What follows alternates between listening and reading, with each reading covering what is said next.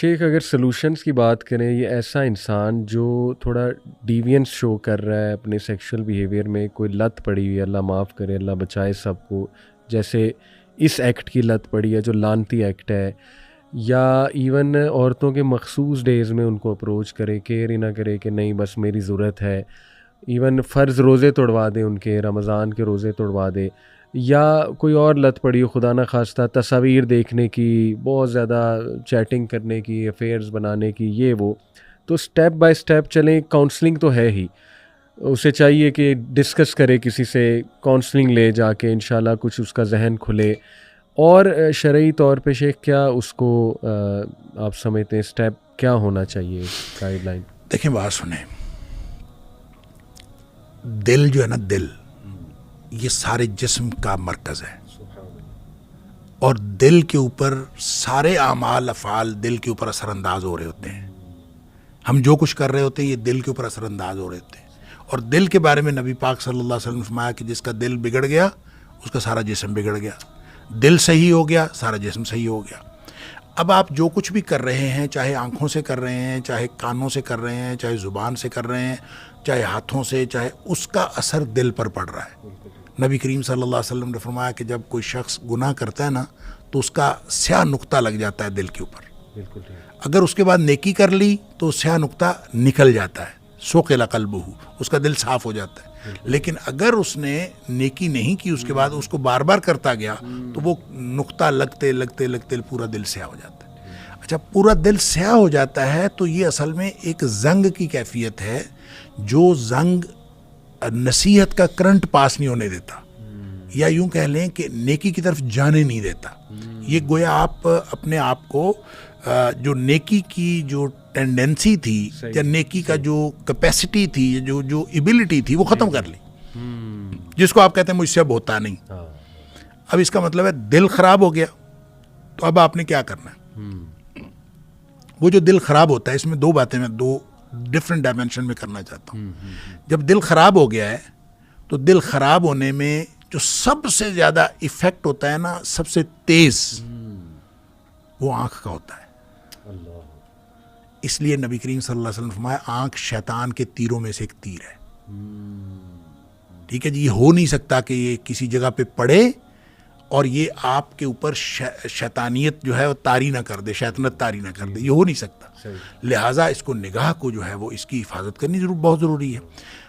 جب آپ بد نظری کرتے ہیں، انسان کے عمل کے اوپر ہر چیز کا فرق پڑتا ہے، لیکن جتنا عبادت کو، نیکی کو ختم کرنے میں اور اس کو ڈیمیج کرنے میں اور بلیمش کرنے میں جتنا کردار ہے بد نظری کا، اتنا کسی اور چیز کا نہیں. جس نے ایک دفعہ بد نگاہی کی، ہو نہیں سکتا کہ اگلی دفعہ نماز وہ اس خشوع و خضوع سے پڑھ لے جس خشوع و خضوع سے پچھلی دفعہ پڑھ رہا تھا.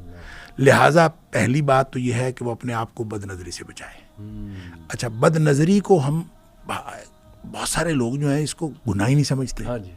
اچھا، مثلاً میں آپ کو بتاتا ہوں، میں 2006-07 میں گلاسگو میں تھا، تو ہمارا جو ہے نا وہ نان مسلمس کے ساتھ ایک انٹریکشن تھا. کسی آرگنائزیشن نے رکھا ہوا تھا ایک ڈنر نان مسلمس کے ساتھ، اور طے یہ ہوا تھا کہ ہر ٹیبل کے اوپر جو ہے نا مسلمس بھی ہوں، نان مسلمس بھی ہوں، تاکہ ان کو اسلام کا تعارف ہو. تو ظاہر ہے خواتین بھی تھے، میل بھی، فیمیل بھی، سب بھی. تو ہم وہاں سے اٹھے، ہم نے نماز عشاء کی پڑھنی تھی. تو میں نے جب ہم مسجد میں آئے تو میں نے کہا یار وضو کر لیں دوبارہ، بد نظری بہت ہوئی ہے. تو میں نے کہا بد نظری بہت ہوئی ہے، وضو کر لیں. تو میرے ساتھ ایک امام تھے وہاں کے، تو وہ مجھے کہتے ہیں بد نظری سے وضو ٹوٹ جاتا ہے. میں نے کہا جی اگر بد نظری سے وضو نہ ٹوٹے نا تو بد نظری نہیں رکتی. اگر اس سے وضو نہ ٹوٹے تو پھر یہ کبھی نہیں رکتی نہیں ہے. اس کو بد نگاہی کو گناہ سمجھیں کہ جو آپ کا وضو توڑ دیتی ہے، آپ کی نیکیوں کو بلیمش کرتی ہے. اس لیے سب سے پہلا کام یہ کریں کہ باوضو رہیں. جو نکلنا چاہتا ہے نا وہ باوضو رہا کرے. بالکل ٹھیک. اچھا، باوضو رہے، باجماعت نماز پڑھے، نمازوں کا اہتمام کرے، قرآن کا اہتمام کرے. اور جب وہ اس طرح کی نیکیاں کرے گا تو وہ جو دل کو ختم کرنے والی چیزیں ہیں وہ آہستہ آہستہ ٹھیک ہوتی جائیں گی. اور وہ جو کہتا ہے نا مجھ سے ہوتا نہیں ہے, میں ہیلپ لیس فیل کرتا ہوں, وہ خود بخود اللہ تعالیٰ اس دل کو ٹھیک کر دے گا اور ہونا شروع ہو جائے گا, اس کی ول پاور بھی بلڈ ہو جائے گی. دوسری طرف یہ ہے کہ ایک حدیث میں آتا ہے کہ صحابہ نے نبی پاک صلی اللہ علیہ وسلم سے پوچھا, اس وقت جب نبی پاک صلی اللہ علیہ وسلم نے بتایا ان القلوب لتصدع کما یصدع الحدید اذا اصابہ الماء, دلوں کو زنگ لگ جاتا ہے جس طرح سے لوہا پانی میں پڑا رہے تو اس کو زنگ لگ جاتا ہے, اسی طرح دلوں کو زنگ لگ جاتا ہے. اب زنگ لگ جاتا ہے تو اس کا مطلب کہ نکمے ہو جاتے ہیں, کسی کام کے نہیں رہتے. تو صحابہ نے پوچھا ما جلاؤہا یا رسول اللہ صلی اللہ علیہ وسلم, اس کو ٹھیک کرنے کا, اس کو صاف ستھرا کرنے کا کوئی طریقہ ہے؟ آپ نے فرمایا کثرت ذکر الموت و تلاوت القرآن, موت کو بہت زیادہ یاد رکھنا اور قرآن پاک کی تلاوت کرنا, یہ دو چیزیں ایسی ہیں جو دلوں کا زنگ اتارتی. تو اس کا مطلب ہے یہ بھی نیکیوں میں شامل ہیں. اگر آپ نیکیاں کریں گے, آخرت کو یاد رکھیں گے, نیکیاں کریں گے, تو آہستہ آہستہ جو آپ کا, جو میں نے شروع میں بات کی تھی, ان الحسنات یذہبن السیئات, جو نیکیاں ہیں یہ گناہوں کو ختم کر دیتی ہیں. تو اگر کسی نے نکلنا ہے اس دلدل سے تو بڑا زبردست قسم کا جو سہارا ہے وہ نیکیاں ہیں, اور اس میں نیکیوں میں بھی زبردست اگر ہم مزید فوکس کریں تو نماز اور قرآن. ان الصلاۃ تنہا عن الفحشاء والمنکر, برائی اور بے حیائی سے نماز روکتی ہے. اور ان ھذا القرآن یہدی للتی ہی اقوم, یہ قرآن ہے جو سیدھے راستے پر لے جاتا ہے. اور اگر انسان ادھر جڑ جائے تو انشاءاللہ آہستہ آہستہ. شیخ نماز کی بات کریں تو فجر میں کتنی پاور ہے نفس کو کنٹرول کرنے کے حوالے سے؟ اور اپنے اندر کوئی پاور آئے گی تو پھر فجر میں پاور آئے گی نا.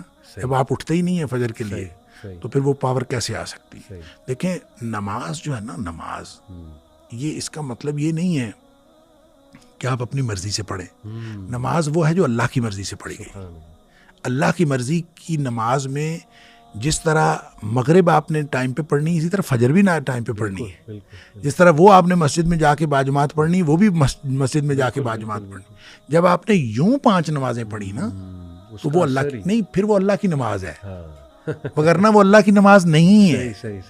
آپ کسی سے پوچھیں کہ نمازیں پڑھتے ہو, کہتا ہاں پڑھتا ہوں, کبھی 5 پڑھ لیتا ہوں, کبھی 4 بھی پڑھ لیتا ہوں, کبھی 3 پڑھ لیتا ہوں, لیکن اکثر میں 5 پڑھ لیتا ہوں. بھئی 4 کیوں پڑھ لیتے ہو, 3 کیوں پڑھ لیتے ہو؟ اس لیے کہ اپنی مرضی, اور اپنی مرضی سے 5 بھی پڑھ لی تو وہ آپ کی نماز نہیں ہے. اللہ کی نماز ہے تو وہ 5 ہے, اس میں کمی نہیں واقع ہو سکتی. اس میں فجر کی نماز بھی ہے.